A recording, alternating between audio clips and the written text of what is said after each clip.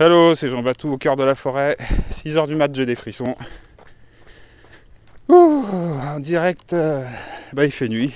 Le soleil va se lever, certainement dans 20 minutes. C'est de plus en plus tard aujourd'hui, c'est le mois de septembre. Et voilà, le soleil se lève tard, l'automne arrive. Bon, enfin bref, aujourd'hui, ABC du petit survivaliste. Alors aujourd'hui, je vais parler de... les gens qui connaissent déjà circuler, il n'y a rien à voir. Allez hop, parce qu'on connaît déjà tout ça, mais c'est toujours bien de partager. Il faut partager même les choses évidentes. Donc, hier justement, je regardais ça, tous les petits manuels et tout, des petits survivalistes, tout ça. Et donc, je me suis dit, tiens, allez, il faut quand même partager. Sait-on jamais. Et puis, c'est bien. Vaut mieux prévenir que guérir. C'est-à-dire qu'il faut s'y prendre à l'avance, quoi. Si vous écoutez ce podcast, vous pouvez l'appliquer. Vous ne pourrez plus dire « c'est trop tard ». Donc, qu'est-ce qui se passe quand il n'y a plus d'eau? Plus qu'une journée, c'est-à-dire ça arrive partout en France. Moi, ça m'est arrivé plusieurs fois. Il y a des coupures d'électricité dans certaines régions qui durent plus d'une journée. Et des coupures d'eau qui durent plus d'une journée. Ou une journée pour des réparations, pour X raisons. Mais là, cette fois-ci, ça dure 2 jours. Et puis bon, voilà, vous n'avez pas écouté les infos, les machins, et puis vous, par je ne sais quel, hasard, vous apprenez que, ça va peut-être durer 2 jours ou 3 jours. Donc hop, qu'est-ce que vous faites? Vous allez chercher de l'eau. Si vous avez de la chance, il vous reste encore un petit peu d'eau à acheter. Ou alors s'il n'y en a plus, vous n'avez plus qu'à pleurer. Ah non, il ne faut pas pleurer, vous allez perdre de l'eau, non, que je suis bête.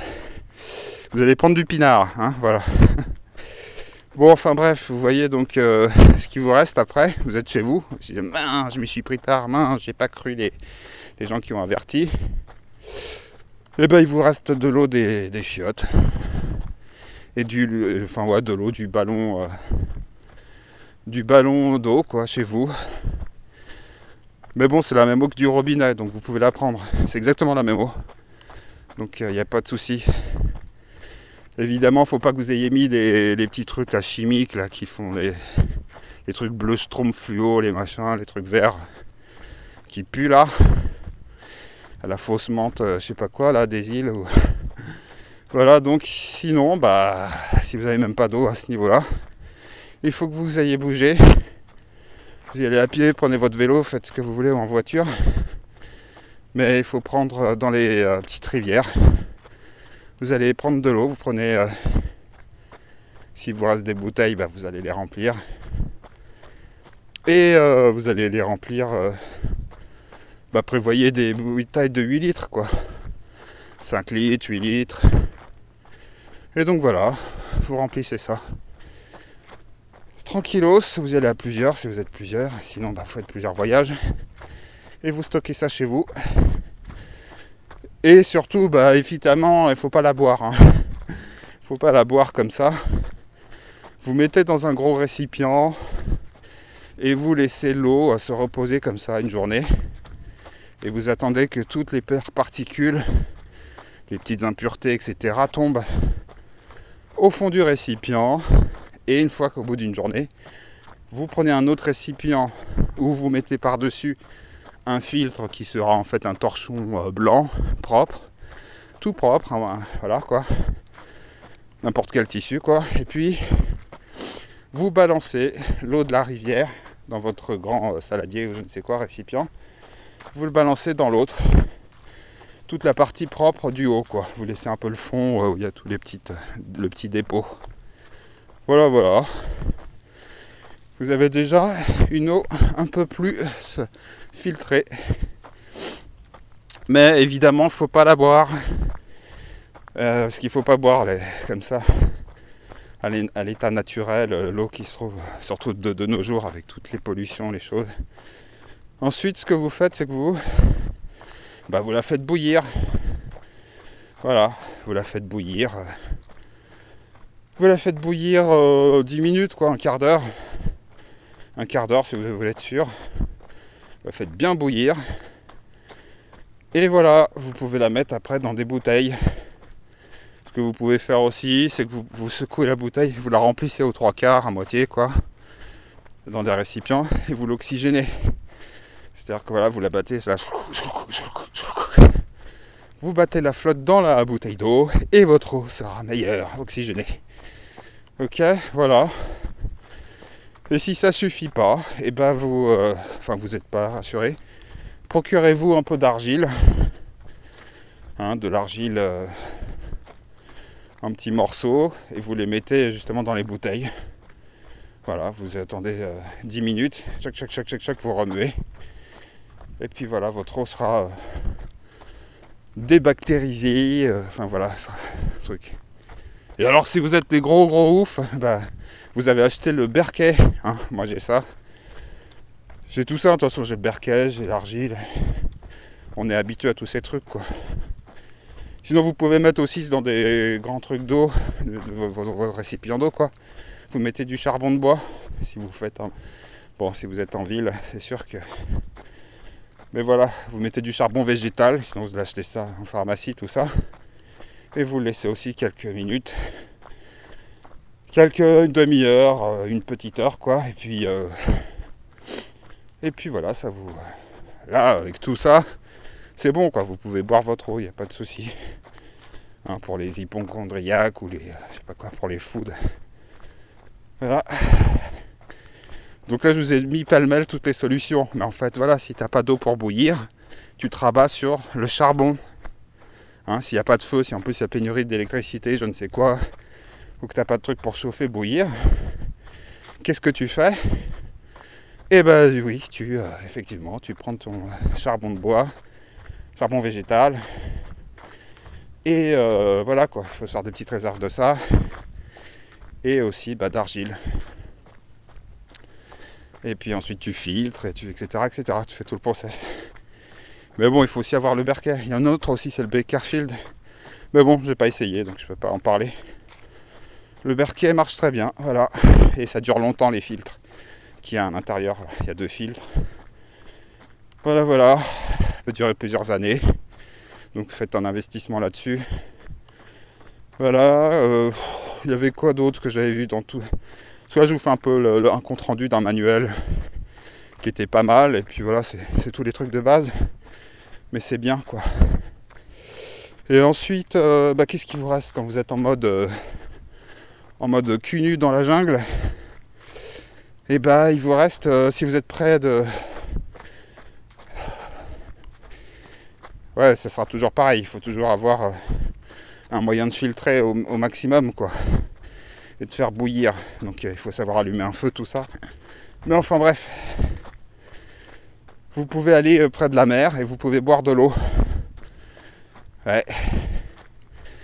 Mais pas beaucoup, il faut que vous preniez quelques petites gorgées. Pas trop. Et attendre quelques heures. Et vous enchaînez sur une autre petite eau de source. Imaginons que vous n'aviez vraiment pas d'eau, vous êtes dans une situation critique, difficile. Vous pouvez prendre de l'eau de mer. Ça a déjà été testé, donc on peut tenir, je crois, une petite semaine ou un truc comme ça. Donc vous pouvez boire de l'eau de mer, petite gorgée, et puis tous les 4 heures, 3 heures, vous prenez une autre source, et vous pouvez tenir comme ça, si vous êtes dans une situation difficile, plusieurs jours. Voilà.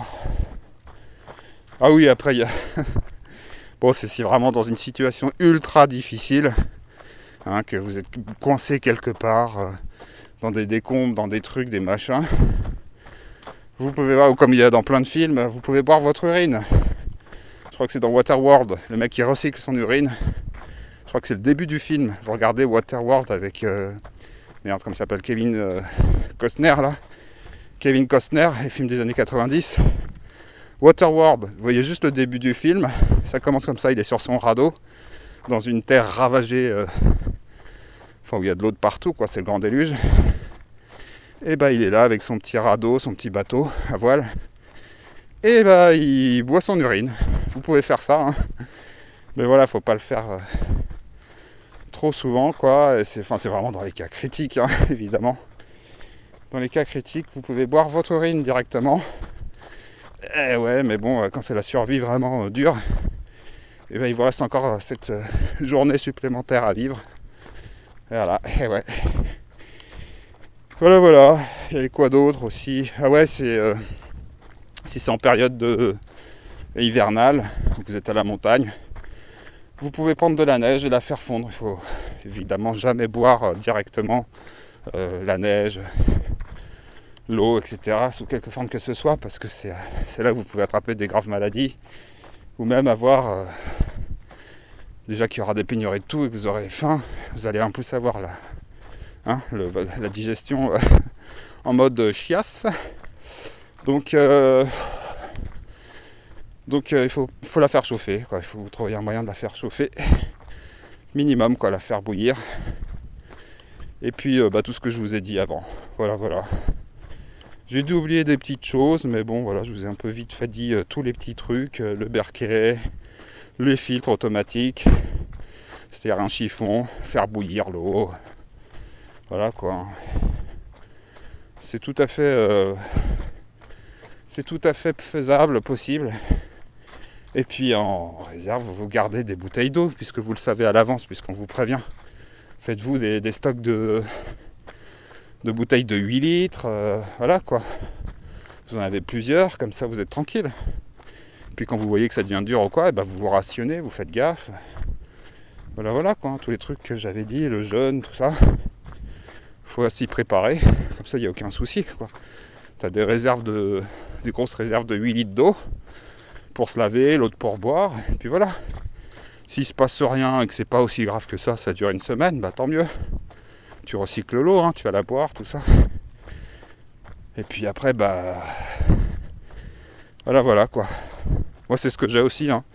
En réserve, j'ai des litres d'eau, des bouteilles de 8 litres, plusieurs comme ça qui sont remplies à l'avance, et puis voilà, quoi.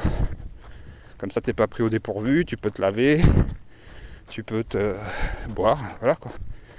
Bon voilà, hein, c'est tout. Je vous ai dit les petits trucs de base. C'est super, Jean Baclou. Maintenant j'ai plus peur de mourir de soif, je peux aller dans le désert, c'est super. Bon allez, je vous laisse, bonne journée. Je ferai une autre capsule sur la suite. Voilà, voilà. Bonne journée, ciao. J'ai oublié l'eau de Javel. Voilà, pour les eaux douteuses, etc., que vous n'avez pas beaucoup d'alternatives, achetez-vous, mettez en réserve une bouteille d'eau de Javel. Ou en berlingot, qui est un concentré. Et alors, je sais plus combien c'était, mais vous mettez en gros une goutte pour plusieurs litres, quand c'est le concentré. Vous regardez sur internet, je sais plus.